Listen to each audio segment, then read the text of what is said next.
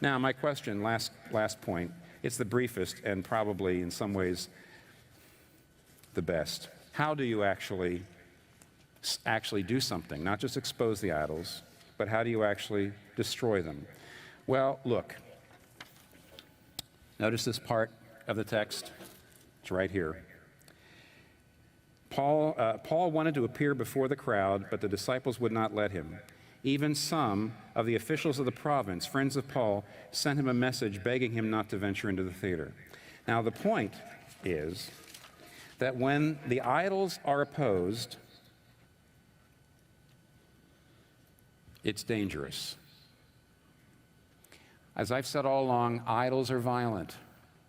Now, the Bible is very ambivalent, and that's a weird thing to say about the Bible, but the biblical writers are ambivalent about whether idols are something or nothing. On the one hand, idols are empty. They're worthless things. You know, you've taken a created thing which doesn't have the power to give you what you want. See, it's something you've made yourself. On the other hand, they seem to wield enormous power over you. You know, the woman who was in the grip of the idolatry of her son, who never could forgive her husband, let me tell you what devastation happened. She was angry. She was violent, basically. You know, that marriage fell apart. That family fell apart. Everybody's miserable. The kid's a mess. And here's why. Idols are nothing, but through them, the powers and principalities, the forces of darkness, control us. That's the reason why, on the one hand, the idols are nothing, and on the other hand, they're unbelievably powerful.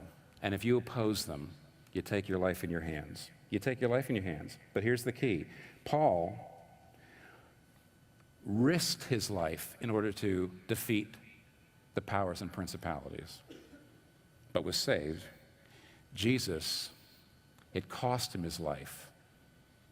You know, Jesus was picked up by a crowd. Jesus, they cried, crucify him, and they did. Why did he die? So you always take your life into your hands. Paul risked his life in order to defeat the powers, but Jesus, it cost him his life to defeat the powers. And that's what he did, because it says so. Colossians 2:15.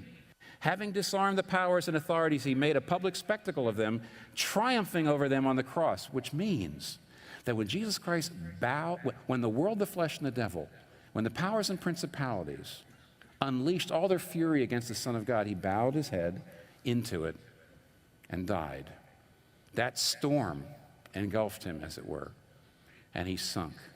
And yet we're told, in doing that, he defeated them.